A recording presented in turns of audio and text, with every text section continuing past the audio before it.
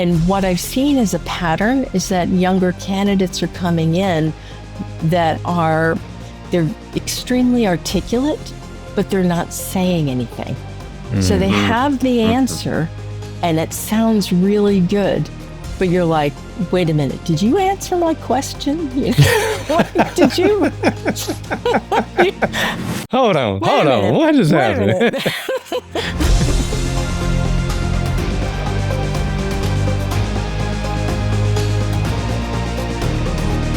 Welcome to the Love Your Brand Podcast.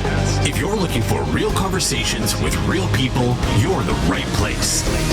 Let's go! We've got Mare on the show, ladies and gentlemen. Mare Beyen, right? Master level leadership, executive and team coach, 9 certifications and 30 years business experience, founded and led a relocation and talent acquisition consultancy that served the Fortune 500 at senior levels up to the C-suite. Executive coaching since 2006 at the highest levels of leadership in global organizations. She brings strategic insight, sharp instincts, and just the right amount of levity to help you navigate real-world leadership challenges without burning out or blowing up. Ladies and gentlemen, because we all know that happens almost like every time I do an intro. So welcome, Mare. Thanks for Great joining to be us here. today. Thanks. Hell of an intro. You write that? I don't know. I think I got it from somebody, but hell of an intro. You were right. It sounds good. Yeah. 2006. Master level. I almost stumbled on that one. I don't get to say that a lot. Master level leadership. That's a tongue twister. Dude, we got master level leader in the house today. In the house. Hard for me to believe. It's hard for me to hear that, but it's actually true. It's like when you've surpassed 2,500 coaching hours, you're now master level. So, Wow. And you're coming up, Mare. You're coming up on a couple decades you've been in this space, right? Mm-hmm. Yeah, since 2006. And nobody goes to school to be a coach. So, people always ask, like, how did you get into this? And it's like, okay, I think I have to go back to Madison Avenue. So, making a deal to try to get work on Madison Avenue during a recession. And, I was able to get the job and I started on my way and I started asking bigger and bigger questions and led me into marketing, led me into business. And then I found myself in Brazil for a couple of years. And I was absolutely lost. I mean, I had never experienced anything like that before.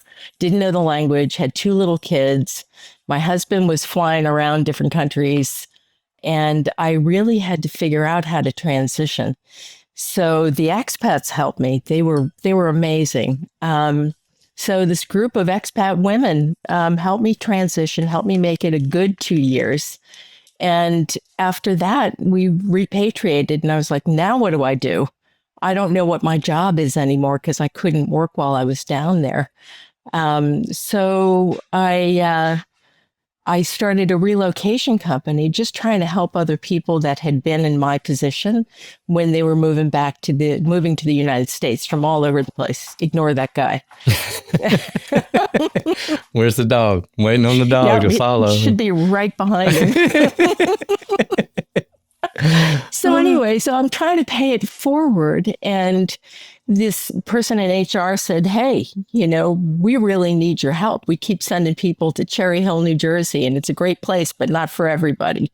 So that's when I really started coaching because I was getting senior level people, all the way up to the C-suite. And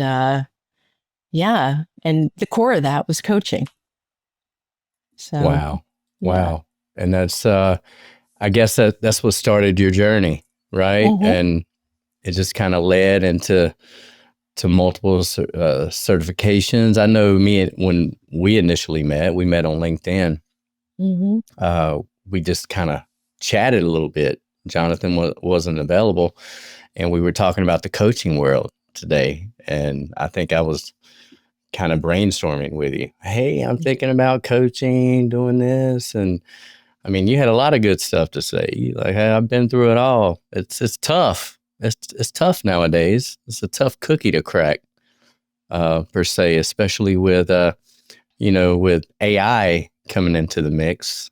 I feel like everybody is leaning on AI now, almost like a coach per se, right? And companies are using AI to do mass consulting, right? Like, you're seeing it with sales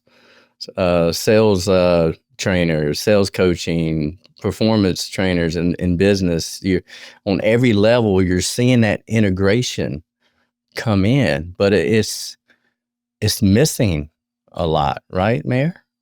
Yeah, sometimes you want AI, right? And there's a lot of AI in coaching now at the lower levels, because a lot of times what these first-time managers want is like a best practice. How do I give feedback, right? That's something that you can read an article about or get AI coaching on, and everything's good. It's like, oh, wow, I never thought of doing it like that. Let me try this.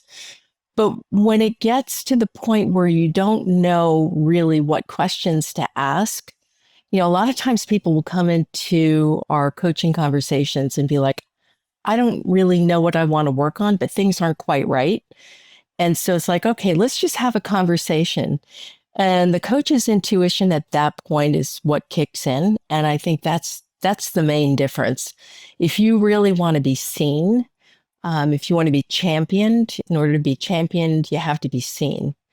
So yeah, there are those aspects, and then there's the discovery aspect. Like, I don't know, I don't know what's going on. I know something's not right. How do I figure this out? And that's something that you really need that human conversation to uncover, right? It's like peeling back a layer of an onion, one layer at a time.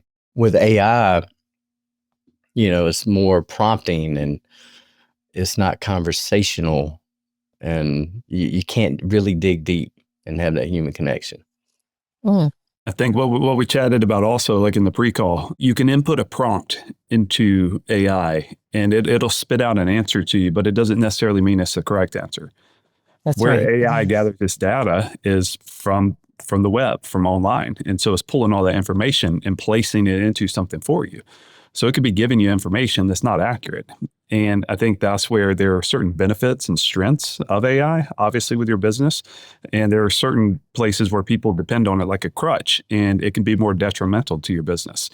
And Mare, as you said, like best practices information, that's a fantastic way to leverage AI. You go into it and you kind of get high level, hey, tell me some of these best practices that work. But in coaching specifically, that human element, I personally don't think will ever go away. And I think it's something that attracts us to people. And when you get, if you're like more of a high ticket coach, the higher price point is because of that individuality. It's because of that human touch that you can come in. I think we said on the pre-call, it's like AI, you can consider more transactional, but the human relationship is relational.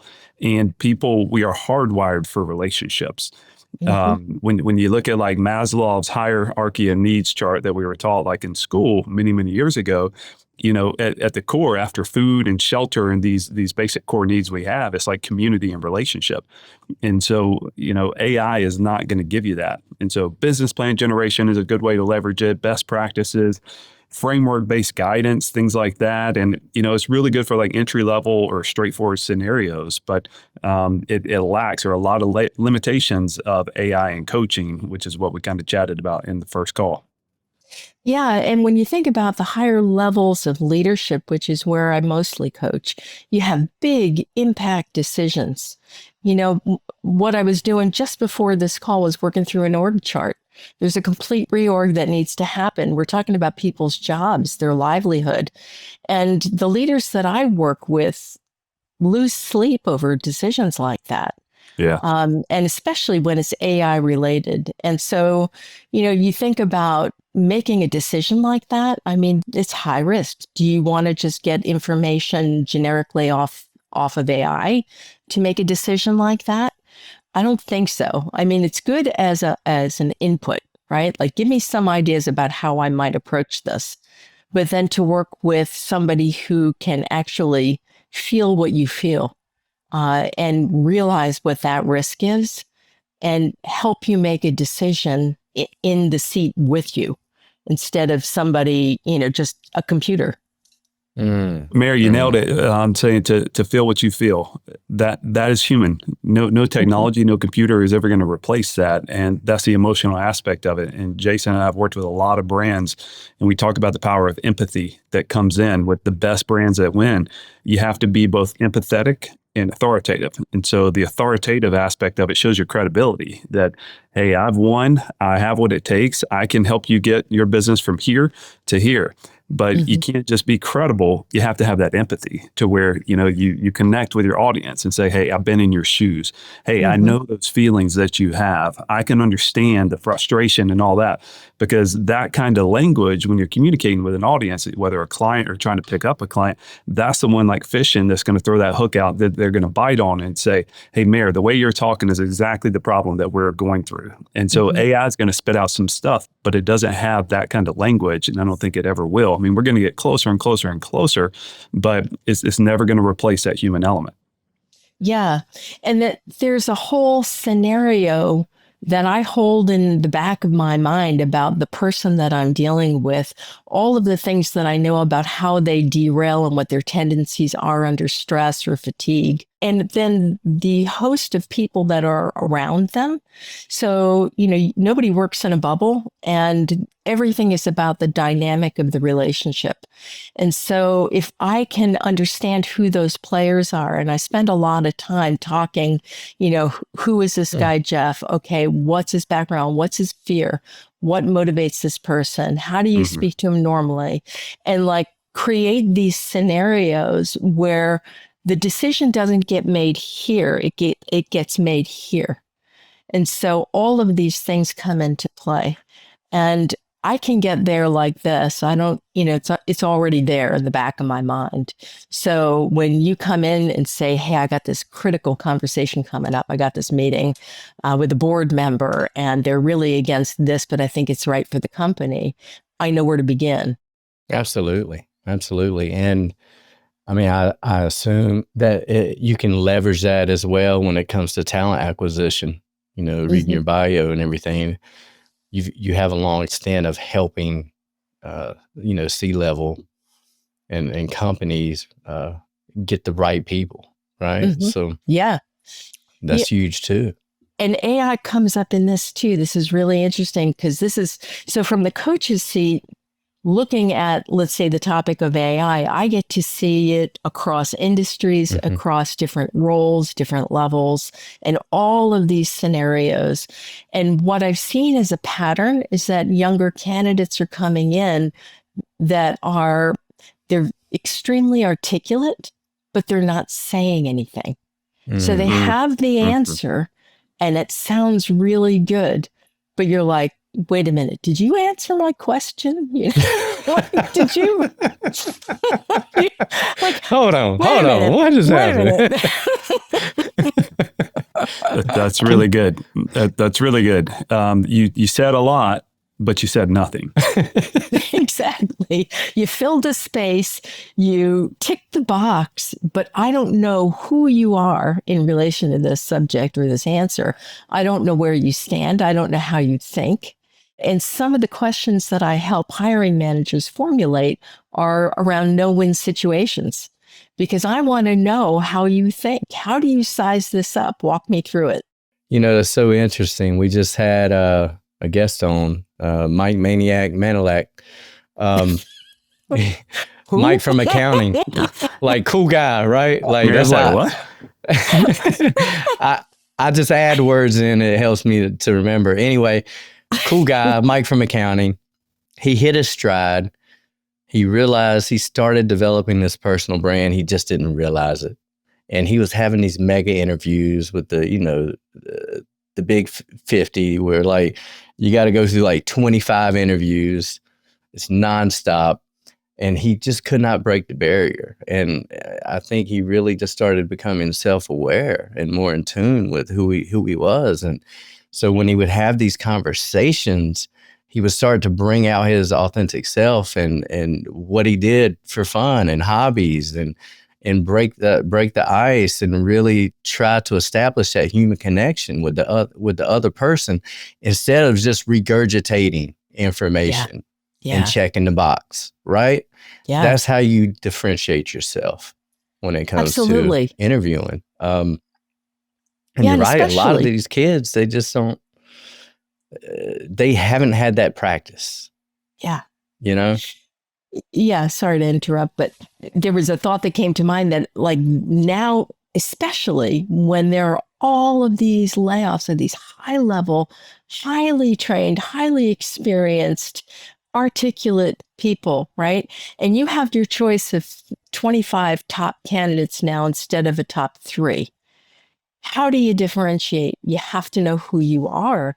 And going back to branding, right? Like, who am I? It comes down to values, right? Yes. What are the things that are important to me that make up my emotional, mental DNA so that I take that with me wherever I go?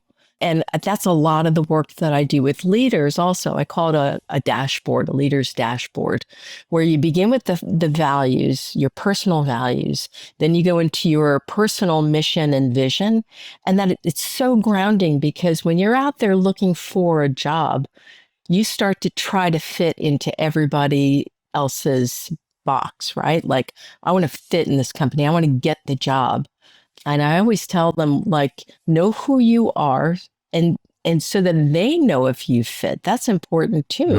And you know if you fit them.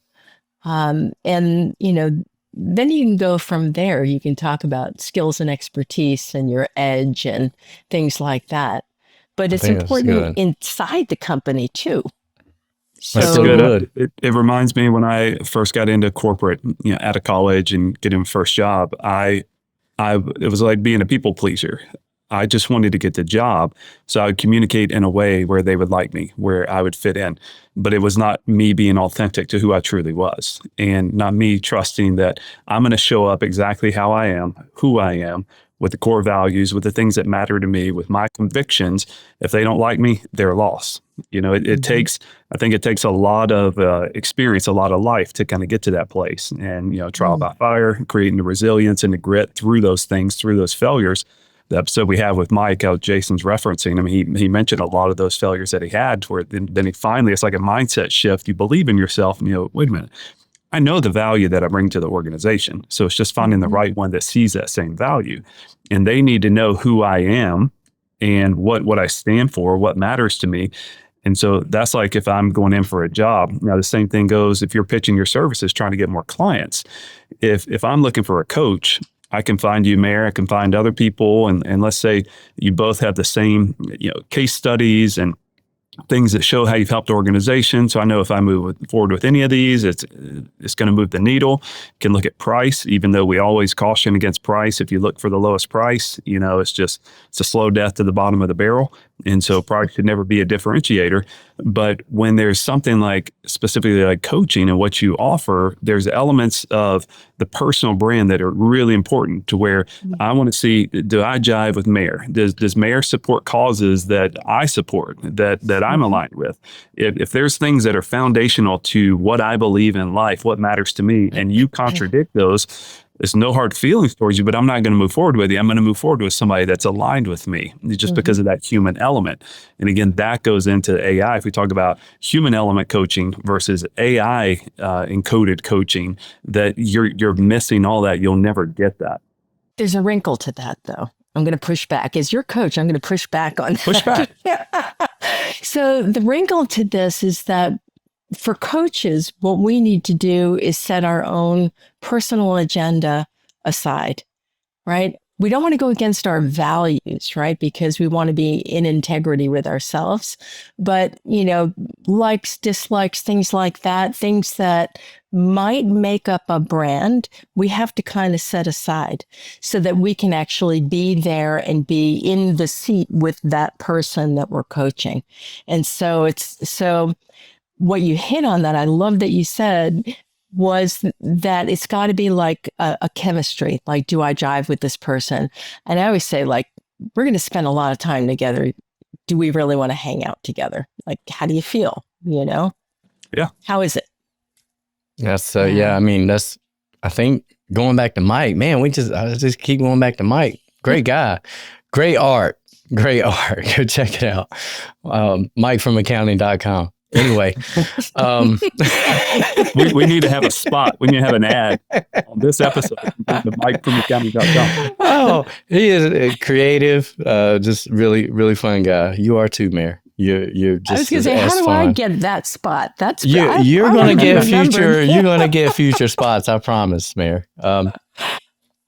We were just listening to the last spot we had on the pre-call, and I was telling Jonathan, I've got to get her name right. I just got it wrong, and I was like, I can't start it off with messing up her name. Come on, we were already giggling. And Jason is used to getting people's names wrong in the intro. Just a fact. Okay. So if he would have butchered your name, you would fit right in with the crowd. No offense. Fit right in. You top 10%. Always. Well, I've got potential then. Yes. Potential. But she did something truly unique, guys. She actually, what is it called? The pronunciation in her title? Phonetics. Yeah. The phonetics. Yeah. She did it right off the bat. We've never had a guest do that. So future guests, past guests, that right there is a podcast tip for you right there. Phonetically put it in your title. But so Jason, you were talking about Mike. You were going back to Mike. Yeah. Oh, why was I going back to Mike? Oh, brand. You got to be able to hang out with them, right? Like you said, Mayor. It's like, can I hang out with this person? Can I have a beer with this person? Can I, grab a Coke, coffee, tea, whatever? Can I break bread? That matters, right? You don't want to be with a coach that when you're going, you're just like, oh crap, like. I really don't want to talk to them. They might be dropping gold, but, at the end of the day, you've got to have some laughs. You've got to be able to enjoy life to a certain degree. And it can't be painful, right? All the time. Especially at work. I mean, that's stressful anyway. People get so serious about this stuff. And I guess it is serious. I mean, it's important. It's all important. But like if they can't laugh, like on our fit call, if I get no read on humor, it's like, I'm not sure we're going to work. Yeah. And, for me, I was raised like in the corporate world, it was like, it was kind of an unspoken that you're not friends with the people you work with. And nobody ever necessarily said that, but I go in from 8 to 5 and travel on the weekends. I work with these people and I'm really close with them. But then 5 o'clock, you go home and those people are over there. You don't go socialize with them. You don't hang out. I get home and I have my friends outside of work. And it was just kind of ingrained in me. And, so like to piggyback on your point of you have to like and enjoy and be around them. Like working with Jason, we'll go hang out outside of here and enjoy the company, go do things and hang out together. And it's like, that's the same thing for a coach and the person that they're coaching. I mean, you actually you enjoy the time that you're spending together and you believe that this person has your best interest at heart, just like a best friend would in a relationship to where, hey, I can share these things. The person that I give space in my personal relationships with is somebody I respect, I honor, and I trust. And so I can bring my vulnerabilities to that person and say, hey, I'm weak in this area. I need to grow in these areas. I give you that voice in my life as a best friend that can share to me and speak tough love or speak, Jonathan, this is what I see. This is where you need to blah, blah, blah. And it's the same with a coach. If that place is established, that trust is established, Mary, you can speak to me and I'm going to respect and honor what you have to say because we built kind of a friendship and it's not just a separate, hey, we're just working. Cut the phone off for an hour. We're going to work together, but then we're off. No, you can actually check in and, hey, I was just thinking about you today. Hope you're having a great day. Doesn't always have to be a transactional business relationship. Exactly. Yeah, I am always thinking about my clients. They are always on my mind as I'm reading things, as I'm coming across information. I'm like, I got to send this to so-and-so. Yeah. They live in my head. So yeah, it's not just the hour that we're together. And for them too, it's like you said, like they have to be able to trust that my agenda is their agenda and that I care enough that I want their success. And when they go off and do what we call accountabilities, like, let's say at the end of a session, we agreed that you should really have that conversation with Jason. Like, you really got to have that conversation, right? In order to be able to work up the courage to take the risk, because there's a risk in that, you have to really believe in me, and I have to believe in your ability to do it. And that you're ready. I also ask them to trust themselves. If that conversation, if it's not the right time, and you can tell and hear that it's just not right, then you wait, right? Trust yourself. Yeah, that's really good. So, Mare, when somebody determines they need a coach, they're going to move forward with hiring a coach. Obviously, there's a problem that they're experiencing in their business or in a personal life, for a personal coach, that they need to move forward. So, like, what do you have a specialty or a niche that you help people? Like, how are people finding you, and what traditionally are they looking for help from you with? Gosh, it's every which way, and a lot of times I'll find them through the sponsoring company. So they might be up for coaching because they are a high potential and the company wants to invest in them and wants to make sure that they're ready for leadership when they get to that point. Or it could be somebody that is experiencing something difficult that they can't quite get over and they ask for help. And sometimes people find me outside of their company because they're like, I have to nail this presentation and I can't do it. I don't know what's stopping me, but I'm going to take care of this outside of work. Right. And there's also that privacy thing, the confidentiality thing. So a lot of times people will want to work with a coach outside of their company and just pay out of pocket. But it can be anything. And the one thing I've learned in all this time is that the presenting issue isn't always the thing we work on. It's the thing that brings them there. It's the pain point, but there could be 5 or 6 or 10 other things that lead to that all feed in. Well, that makes me think of like marriage counseling or therapy. Like this fight brought us to, see a marriage counselor, but that's just the trigger. And so what it was like, oh, I felt disrespected here. I felt unloved here. And it would just happen from here. And so that's just like the starting point to uncover what the true problem is. Yeah, I often call it work therapy. When people don't know what I do, and oftentimes people are like, what's an executive coach? It's like work therapy. You just bring me your worst day. There you go. So you've had a pretty long career, Mare. Yeah. Are there some common threads? Like if you could consult someone, a younger coach or people wanting to get into the industry, or if they're executives listening, what's some common core problems that you see, common thread issues, or any tips that you can provide? There are so many topics and so many issues. It's often hard to articulate. I actually keep a running list. But a lot of times it's a team dynamic. My team is not performing. It's usually a performance issue of some sort. I mean, that's kind of like, the tip of the iceberg. So, the team needs to be doubling their output and doing X, Y, Z, or executing on the strategy. They're not getting it. They're at each other. I don't know what to do with them.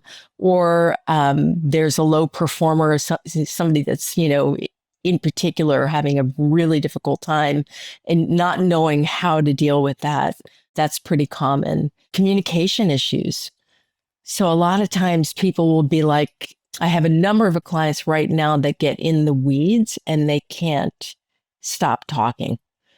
So they're in presentations or meetings and they just take over. They know a lot, they want to share a lot. So their instinct and their intention is spot on, but they don't know how to kind of reel it back. Those are probably the biggest topics that repeat. Another one is I have been here for X amount of years and I haven't gotten a promotion. I don't know if they value the work that I do. I don't know what to do next. How do I change that?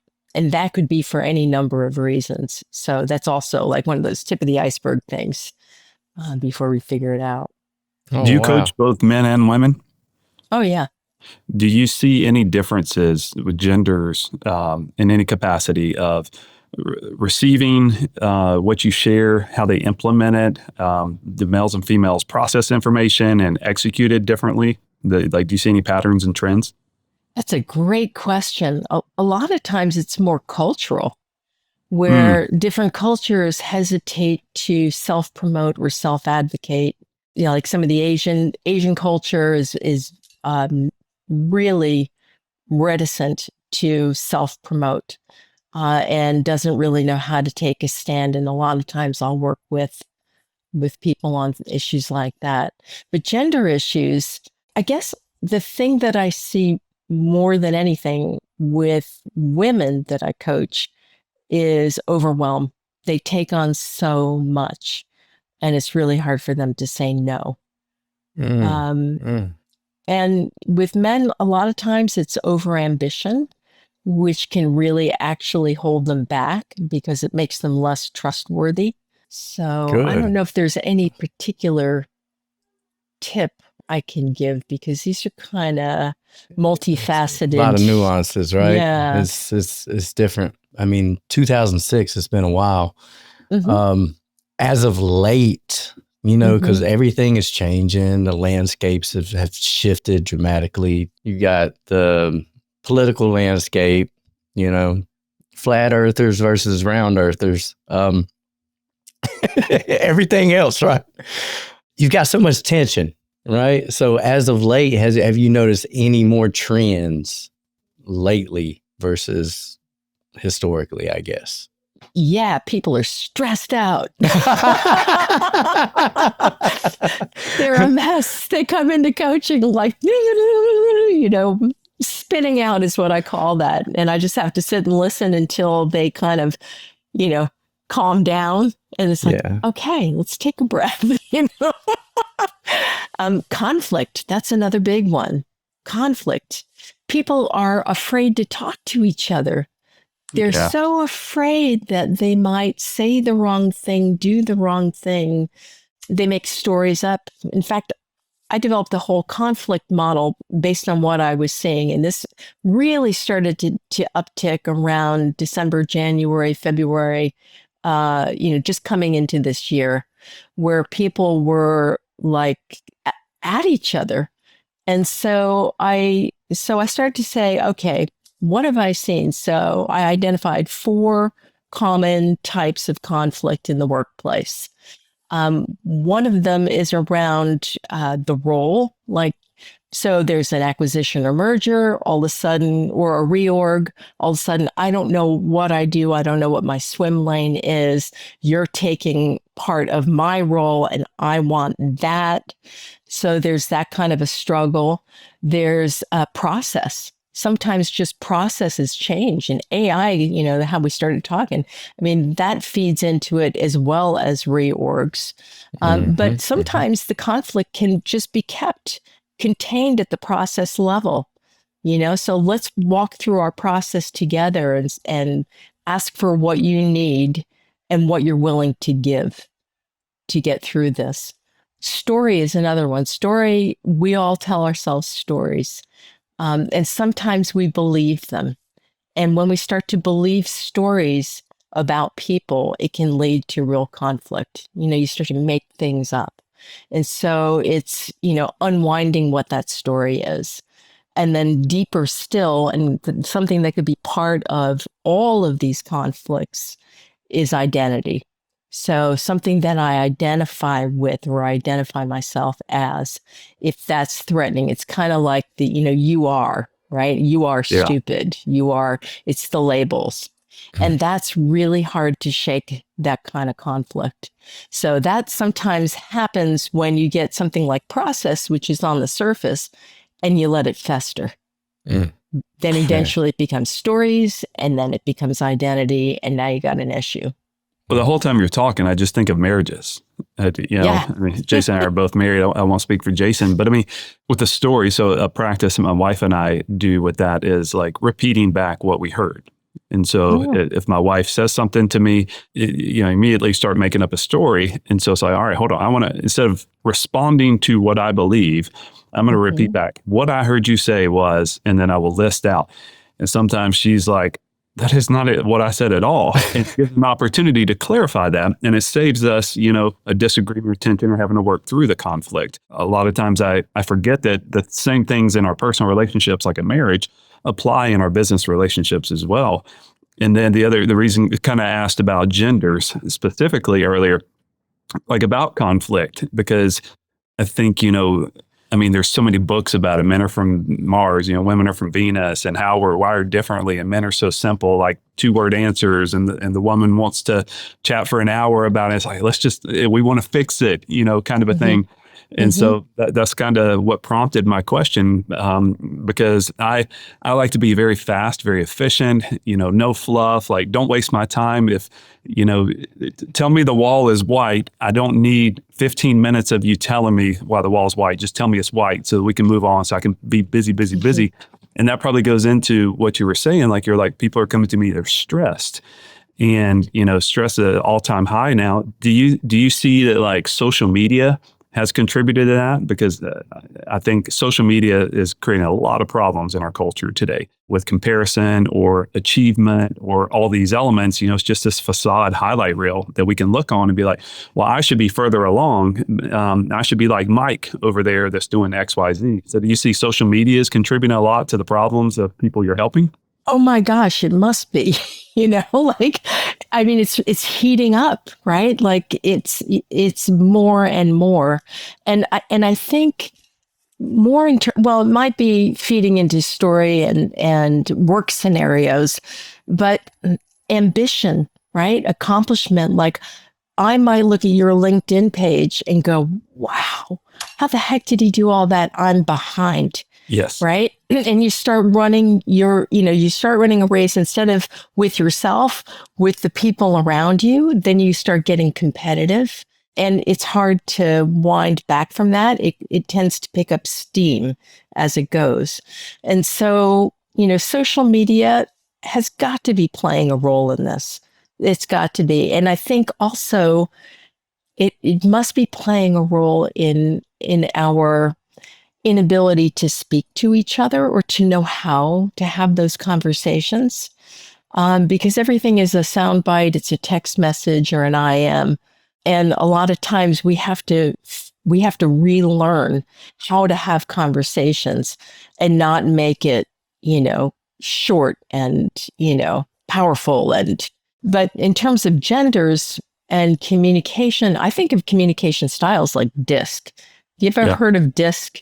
Yeah. So, somebody might be on the C side and want all the details, and they're speaking to a D, which is much more direct. And the D is going, come on, get to the point. What's the bottom line here? Yeah, Mayor. We did ours, and I was a high S, high C. Oh, wow. Very low D, very low I. Well, no, Jason. Very high I.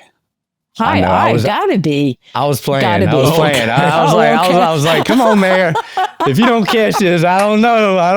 I'm just saying. Jason is master out level. There. I'm out there. I've got to lower my D. I lower my D down tremendously when I engage. You might be a C though. I don't know because I don't work closely with you. You might be C. But Jonathan is definitely D. Well, Really? You're not D? My D is like the smallest. It's like a one. You're kidding me. I am. Oh my gosh. I'm high SC. You're high SC. Yes. Wow. And so we did this training, had the whole team in, and we actually had this guy, we had 2 podcasts, 2 episodes with this guy. His slogan, he's the talent genius, and he helps with hiring. He can predict if somebody's a flight risk at an organization based on these interviews. It's like this profile is one aspect of it, and it has like 2 other components. And it's fascinating. So we had him on for an episode. His name's John Pike. And then in that time, we completed his assessment. He came down and spent the day with our team, and he walked through. So each of us had our individual results, and it allowed us to see how each person is wired, how they desire communication, how we work the best, how we're the most productive. And it was eye-opening for each of us to see how different, we all are, and to where it's like, all right, that person's not wrong in their thinking. This is just how they thrive, and this is how they're wired. And so for us to kind of change some processes, change some dynamics to where everybody can be operating out of their best potential instead of being forced to operate in a way that maybe appeals to that person. So what I love about these assessments and the DISC in particular is that you realize it's not personal, right? If somebody doesn't get you, it's not because they don't want to get you or because they can't because you're so different. It's just not personal. It's a style. It's a style difference. Yeah. And it also gives everybody the idea, which I think is really important, is like, how do I need to change my approach so that this person and I understand each other? So makes you take responsibility instead of it always being, well, you're so high I that I can't get out of there without a 40-minute conversation, Yeah. It's more like, okay, so if they're high I, I'm going to ask them, did they have fun over the weekend? And then I'm high I also, Jason. So yeah, so we would be a hot mess on a call together. We'd just be hanging out. That's all. Getting nothing done. Well, that's the thing. Like Jason loves he loves to talk with people, and it's a great trait. Like if somebody comes in and let's say they want to utilize our services, Jason will give hours of his time just chatting with them and building a relationship, I think, which is a great thing. And, he does the same with the team. Like we're trying to let Jason work more on the business instead of in the business. So we take things and you can see him like missing out. Like he's like getting an itch, like hopping on our calls, like sabotaging the calls because he just wants to come in and chat. And, he'll call me in the morning, like on a Monday, just like a friend, which is great, and want to know all about my weekend and all this stuff. And what I'm seeing is like, I just lost an hour of my day. I got all these tasks to knock out. I can't knock them out. And it's like, I'm torn. It's like, I do want to connect and chat about that, but I'm seeing my productivity be decreased, kind of a thing. And so, yeah, to piggyback on what you're saying, it's like, yeah, don't take it personal. Just see, hey, he's getting filled up with this. And, I just need that checklist. Like I'm, give me my checklist of items. I can look at the end of the day and be like, I knocked out, boom, boom, boom, boom, boom. Yep. Yeah. It was very eye-opening. I kind of knew it historically, but, and I never really take anything personally anyway, but it's like, you just learn everybody's love language, right? So what drives them, if it's financial, if it's wanting to increase their talent composition, it's just, you learn all that cool stuff about them and how they communicate, so that when you do check in on them and they want to get off the phone with you, like, hey, dude, I got to go. You don't take it personally. Like Jonathan does to me. Hey, man, what's up, man? Like, the wall's white. What are we going to talk about? All right, man, I'll let you go. We'll talk later when you're ready to chat. That's how it goes, And I just move on to the next. We'll call somebody else. Hey, like, who could talk to me? I'll speed dial clients. I'll speed He's dial. Got to be in sales. You got to put him in sales. No, man, I don't know. I'm pretty dangerous in that arena as well too. The sales cycle's way too long. We'll go under. But great stuff. Yeah. Mare. Well, you were talking about there, Jason, about like what motivates somebody, what are they afraid of, things like that. I go through a whole questionnaire on different people when we do stakeholder mapping. So a lot of times people try to network with more people than they can possibly keep up with and have a meaningful relationship with. So we try to make it the three most influential people to their career, and they might not even be directly working with them or in touch with them, but who influences them. And then you break it down. How do they like to communicate? And you can tell a lot by how somebody communicates with you. Like, look at the email, right? Is it long? Does it have a lot of detail? Is it one sentence? Does it have a sign off? So communicate with people how they communicate with you. I like that. And I guess maybe that's a tip. It's something that's really easy to do. And it goes back to kind of mirroring for rapport. When you want to create rapport with somebody, you kind of, and you can see it when people are, starting to date and there's some chemistry there. He does this, she does this, and you can see that mirroring going on. So I always tell them when they're in a networking situation to, and especially if it's another culture, like mirror, you won't get lost that way.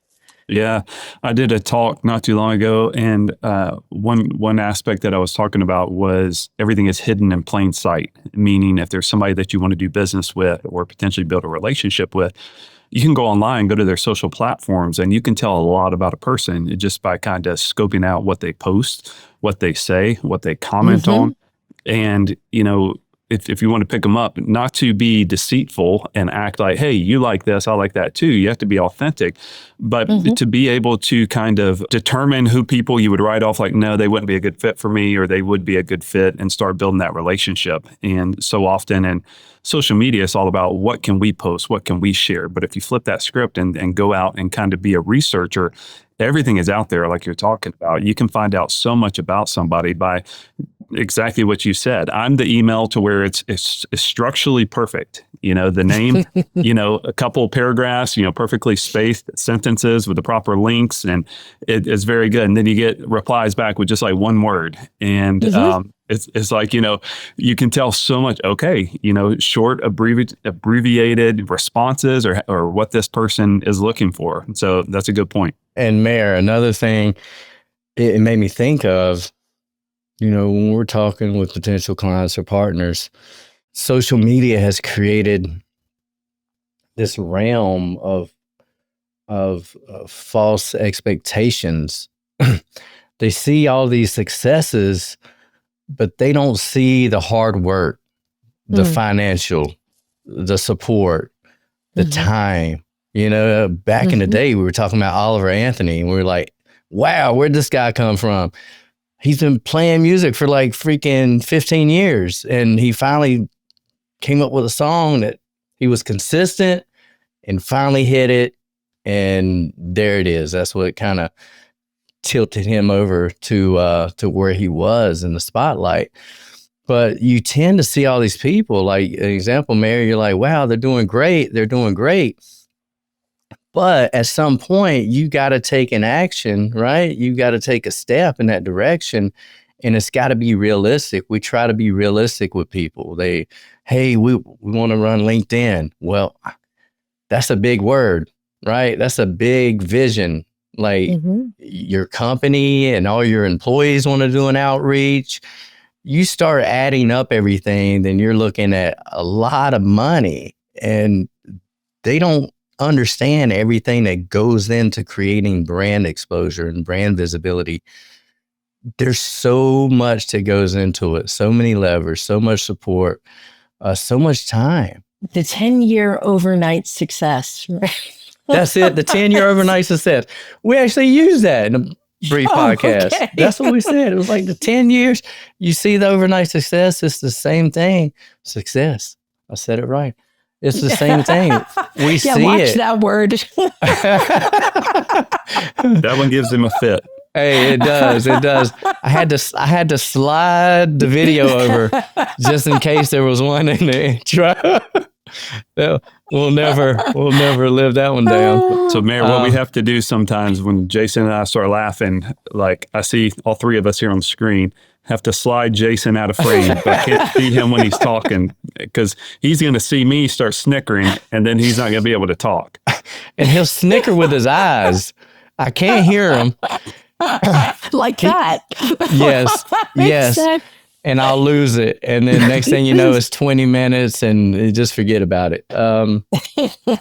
Yeah, good times. But just it takes a lot of work. And I think that would be the biggest tip that I would bring to executives and anybody wanting to get in that position, that it takes a lot of work. It takes a lot of grit. It takes a lot of time. It takes a lot of effort. It takes a lot of sweat, right? There's no sugarcoating it.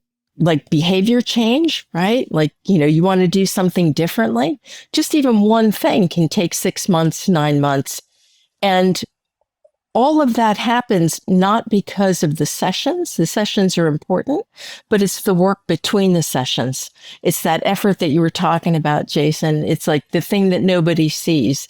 It's the conversation you had that you were afraid to have or that you approached differently because of the coaching conversation. But it's the work that you do that makes the magic happen. I feel like, it's just like performance marketing is such a big buzzword.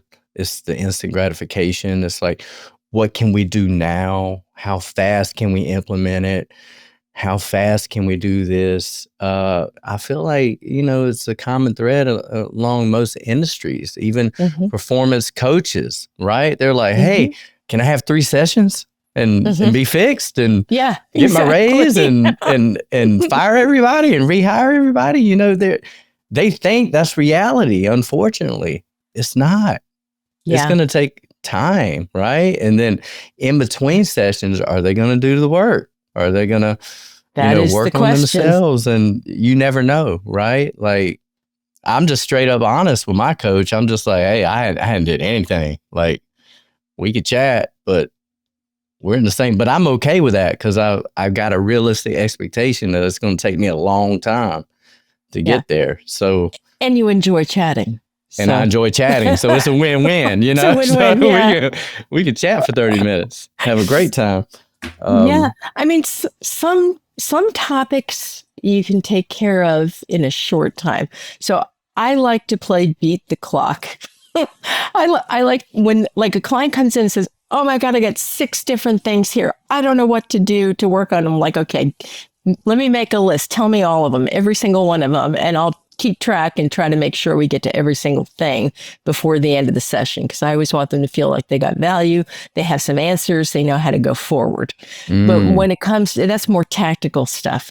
But when it comes to the bigger decisions and the bigger behavior changes, stakeholder mapping, like going back to what we were talking about, trying to build relationships and be really strategic with that, create allies in the company so that you can get your ideas advanced.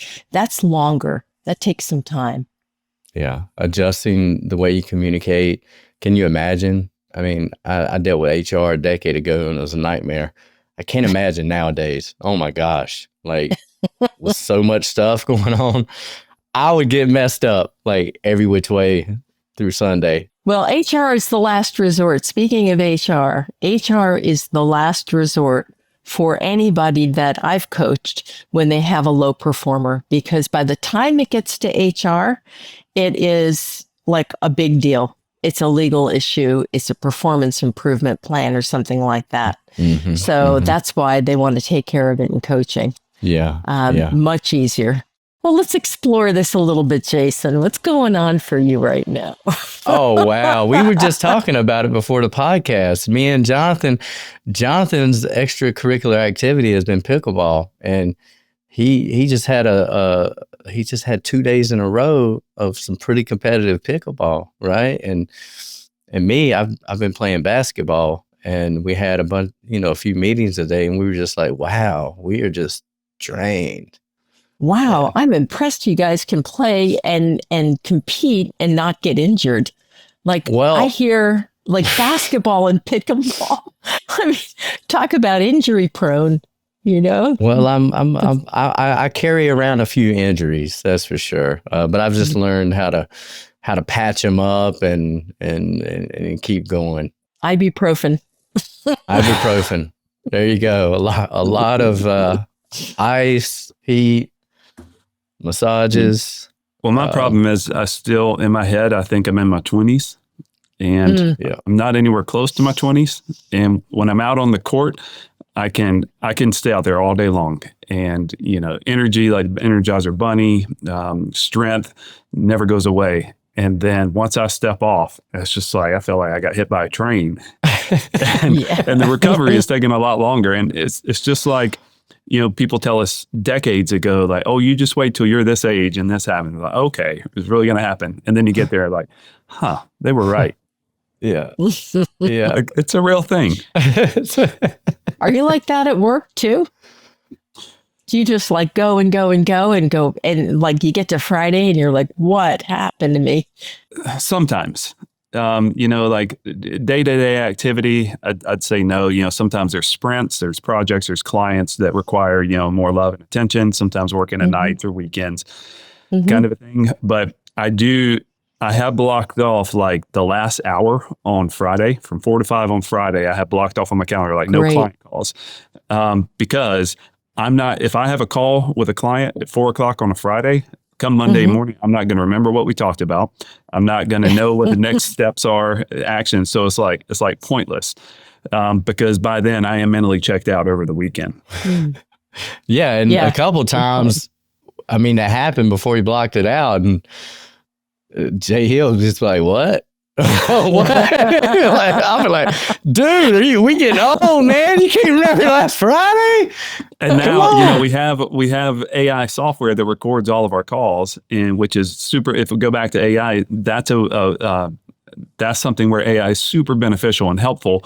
Where I can just hop on a Monday, I can look at it, I can ask it to spit out, give me a paragraph of what we talked about over the last hour. And we had recent thing like when the AWS, the Amazon outages happened a couple weeks back, and our AI recorder did not, come on our calls. And we were fumbling because prior to that, we're taking notes on a call. You have a notes document, we're sharing with the team, that the bullet points. So now there's becoming a dependency on AI to manage our calls. And when that got taken away, it was like a kick in the butt for us. Like, whoa, what did we talk about? And so not to fully go over to AI and depend on that, we still have to be present and engaged, because it's like we can just kick back and chat with Mare and then, hey, I'm just going to look at what that said, and then it's not there. It's like, what did we talk about? I had that happen actually on a team coaching assignment. There were probably a dozen people in the room, and AI was taking notes and all of that. But I thought, let me just take my own notes anyway. And as it turns out, like AI was not picking up who was saying what. It was all just one voice coming from the room, and the notes were horrible. So take little notes yourself, like who said what, the details, the specific words you want to capture, things like that. Because when it summarizes, like you get what it thinks is important, not what you think is important. Right. Absolutely. Absolutely. Well, Mare, that's a good spot for us to wrap up today. This was so fun just chatting with you, just having a conversation. Being a coach is so impactful for so many organizations. I think not enough people understand the importance of it and the value that it truly brings. So we appreciate what you're doing, the impact that you are making with your clients, and just the insights that you've shared with us that are helping us to be more aware of some of the things that we may be overlooking. If somebody was to want more information about you, follow along, where would you send them? Website, social media? Oh, let's see. I've got a few. You got a chat that I can put them into? Well, first of all, you can find me on LinkedIn, just Mare Beyen on LinkedIn. That's the easiest. You can always... And we'll drop them in the show notes as well, so it'll be easy for people to click and absolutely. And okay. link. And I have a landing page. I'm sending out a free download on AI, on the 5 imperatives for small businesses using AI. So that's mare-beyen.kit.com/AI. Perfect. I will get that from you, so I don't butcher that and put on the thing. Okay. I was like, Jason got that. Do not give it to him. See, hold on. We just said put it into practice. I need to get a pen and paper and write that in case AI did not record that right. Here, I'm going to. We'll get it in the follow-up email. We'll get it in the follow-up email. Chat? Where is the chat? We don't have a chat. Here we go. There's no chat. This is live. This is where you just focus. Live stream chat, message all participants. I don't know. I found your chat. We'll get it afterward. This is probably going to go to everybody. Oh, you're writing to everybody, I think. Okay. Yeah, we'll get it. We'll be good. But, we'll drop that in the notes. But Mare, thank you so much. It was a pleasure to have you. And ladies and gentlemen, thank you for watching. Thank you for tuning in today to the Love Your Brand show. And we'll see you on the next episode. Peace. Thanks, guys. Thanks for listening and joining us on the Love Your Brand podcast. Stay tuned for the next episode, and remember, share the love.